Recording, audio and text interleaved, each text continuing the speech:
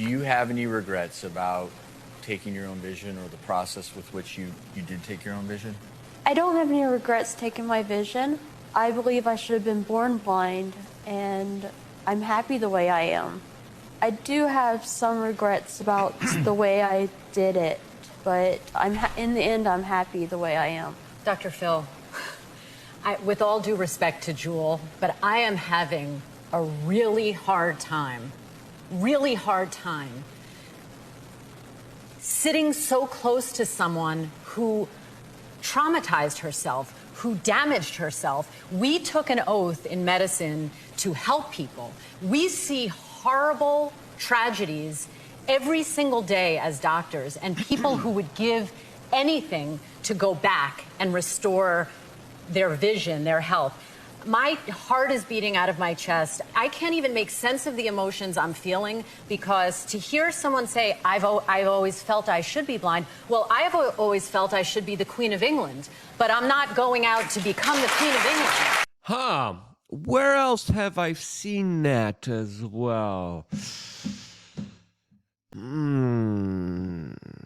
Oh, yeah, it's a topic that we can't talk about on YouTube. Welcome back, beautiful and amazing human beings. My name's Luke Radowski here of WeAreChange.org, and there's a lot of absolutely wild and crazy news out there that we are going to be talking about today, specifically regarding the 2024 presidential election and the weaponization of Taylor Swift, as, of course, Donald Trump is facing some very serious problems himself as the foreign policy in this country is becoming more and more tumultuous, as we are going to be breaking down the latest events also happening in the Middle East right now. All of that, plus a lot more, all here on this independent media broadcast. If you like the shirt that I'm wearing right now, you can get it on thebestpoliticalshirts.com. And the clip that we played in the beginning of today's broadcast is, of course, from Dr. Phil, as some people are leaving comments underneath this video saying that she probably really got sick of seeing Taylor Swift everywhere. And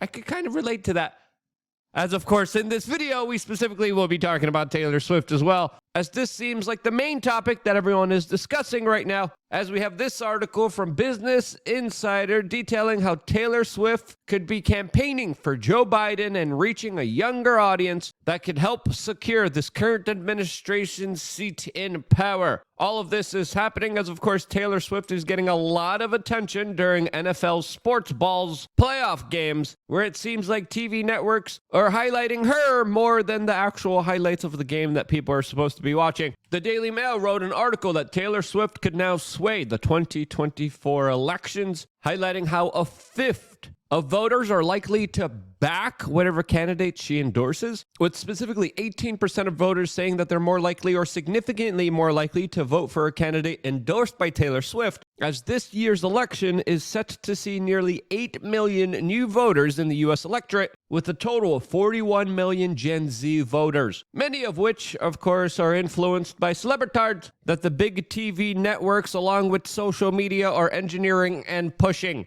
But is it just the entertainment industry and big tech social media pushing this candidacy? Well, some people believe that there's definitely a lot more to Taylor Swift than what we are being told about, as right now a lot of theories are swirling around about her being a Pentagon PSYOP weapon of the establishment. Now, why is this happening? Well, a couple weeks ago, the Pentagon Psychological's Operation Unit literally floated around the idea of using Taylor Swift as an asset during their latest NATO meeting, specifically discussing the use of psychological operations on the American people. And counter information operation. The idea is that social influence can help encourage or promote behavior change, so potentially as like a peaceful information operation. I include Taylor Swift in here because she's a fairly influential online person. I don't know if you've heard of her.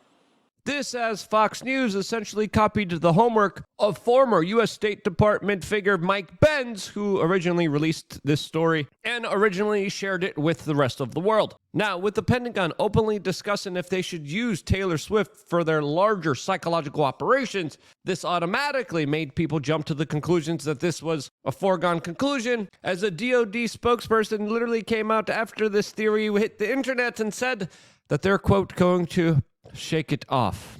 Now, is the U.S. government telling the truth here? Well, they work in PSYOPs. They work in literally manipulating information in order to try to achieve a greater goal. That, of course, means that they will openly manipulate and lie in order to achieve that specific goal. As, of course, it's also important to note here that the entertainment industry has a very long-lasting relationship with government agencies, including, of course, not just the Pentagon, but the CIA, as even The Atlantic wrote a very interesting piece detailing how the, quote, CIA hoodwinked Hollywood, as many of the storylines, themes, and even perceptions of government agencies have been greatly manipulated for the benefit of these government agencies that, of course, play a larger influence in what we see more than what we think. As, of course, scripts are given, stories are told that are not true, budgets are increased, access to aircraft carrier and military hardware is approved, only if the script reads like they want it to read. As, of course, for many years, actors have been used by the CIA as assets to get information for the agency,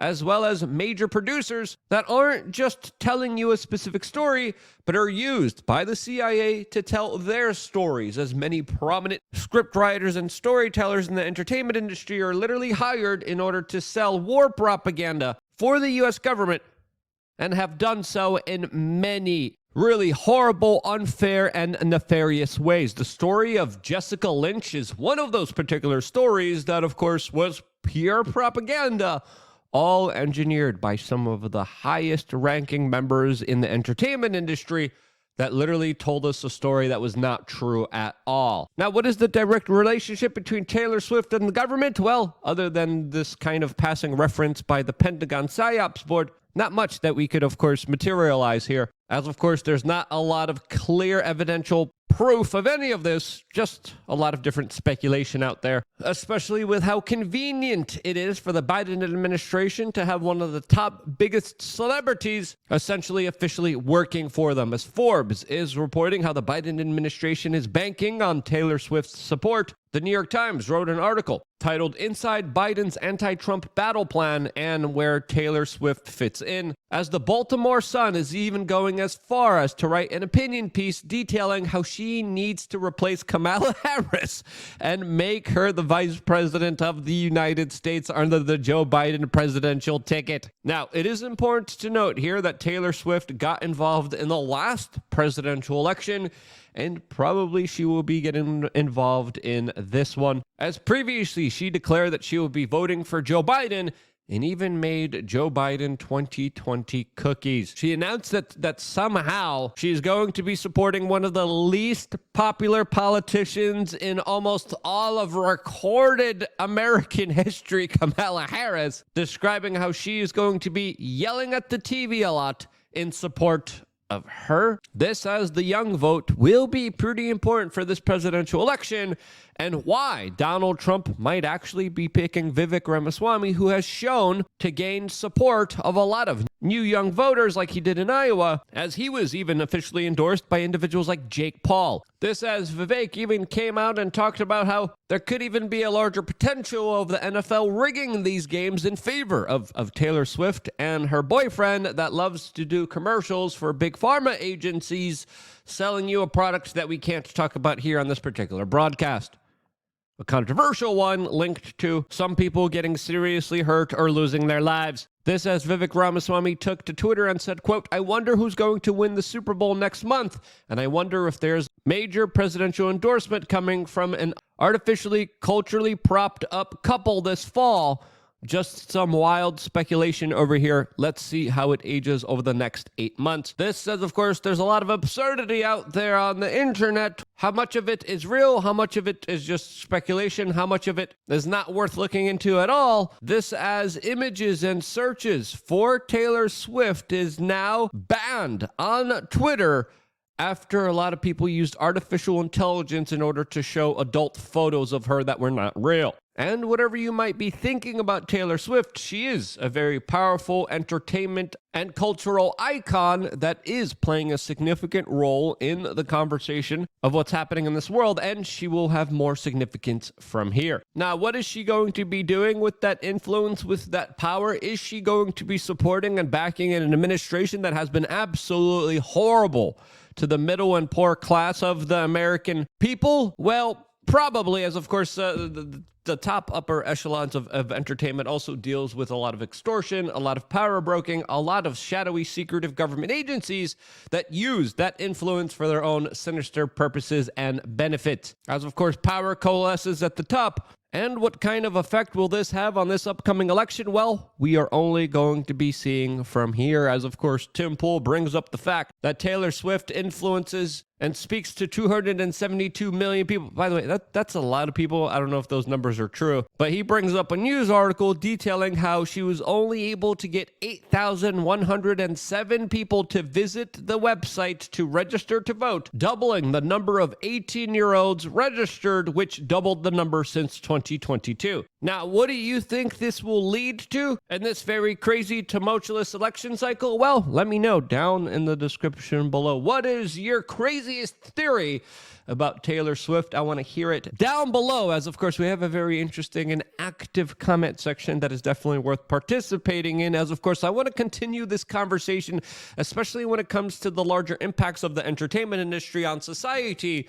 with some very interesting comments that were recently made by Ice Cube on the Bill Maher show, detailing a larger engineering of society for some very nefarious purposes from his own perspective that I think are worth looking at. That video, that larger discussion where we could finally get into all the stuff that we can't talk about here on this particular broadcast, all available on LukeUnfiltered.com, our own website where we get to say and do what we want. And to get that conversation plus a lot more, sign up right now on LukeUnfiltered.com. You could sign up for less than $8 a month, as you signing up is absolutely crucial and important. We have a lot of really incredible members from all over the world, all talking to each other on the forum. We also have 3 master classes. We have a members only store, and you guys get the opportunity to call into the show and ask us whatever you want when we do major podcast episodes. We got a really big one coming up this Wednesday, 6 p.m. Eastern, with the head of Libs of TikTok,